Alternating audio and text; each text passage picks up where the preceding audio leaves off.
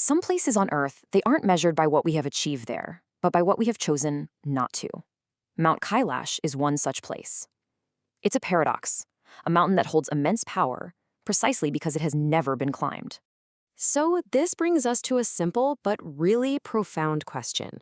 Why is a mountain that humanity has deliberately agreed to leave untouched? Also, one of its most sacred? To really get this, we have to look past the idea of a summit and into its deeper meaning. So let's explore this together.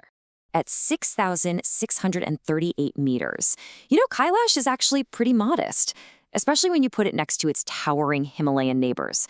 So its height, that's not what makes it so important. The truth of its power, that lies somewhere else entirely. The first layer of its meaning, well, we find that in the land itself.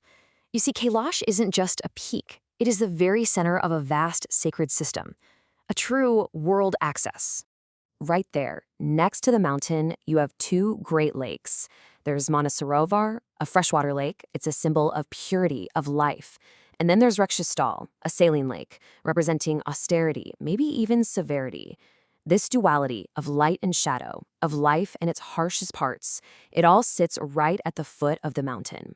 And from this very region flow the headwaters of four of Asia's greatest rivers, the Indus, the Brahmaputra, the Sutlej, and the Karnali. This makes Kailash a kind of hydrological heart, a wellspring that has nourished civilizations for millennia. It's the literal source of life for an entire continent. Now let's go deeper, to its spiritual heart. And this is what's truly unique about Kailash. It is a holy site for not one, but four major Eastern religions. It's a point of profound and really unprecedented convergence. For Hindus, this is Mount Kailash, the earthly home of Lord Shiva, a place of cosmic balance, of ultimate stillness and pure transcendence. For Buddhists, Kailash is Mount Meru, the cosmic axis of the entire universe, the center of a spiritual and physical mandala, a place of just immense power and deep meaning.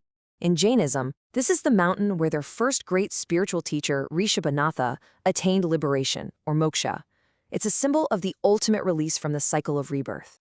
And for the Boon tradition, which is the indigenous religion of Tibet, Kailash is their primordial sacred center. Its holiness actually predates the arrival of all the others. One single mountain seen through four different lenses of faith, all at the same time. So this shared reverence, it leads to a very unique form of worship, one that's defined not by climbing up, but by circling around. The ritual is not about conquering the peak, it's about honoring it from a distance. Pilgrims perform what's called a kora, a 52-kilometer walk around the mountain's base. It's a grueling 3-day journey, crossing the treacherous Dol Mala Pass at over 5,600 meters. This walk, this circle, that is the true pilgrimage. And this really gets to the heart of the principle here. It is a conscious and powerful choice, a rejection of conquest in favor of reverence.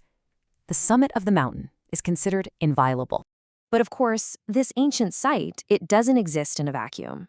Today, that sacred journey to Kailash is deeply tangled up with modern politics and state control. Mount Kailash is located in what is called the Tibet Autonomous Region of China. And what this means is that all access, every pilgrimage, every single visit is regulated by the Chinese government. So devotion here requires permits and it requires bureaucracy. So the key takeaway is this. The reason Kailash remains unclimbed, it's a mix of three powerful forces. A deep cultural prohibition from 4 different faiths, very strict political control over who gets in, and a remarkable shared sense of ethical restraint from the global community.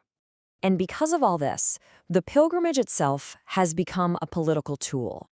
Access for Indian pilgrims, for whom the site is just profoundly important, well, that often serves as a kind of barometer, reflecting the current state of relations between China and India.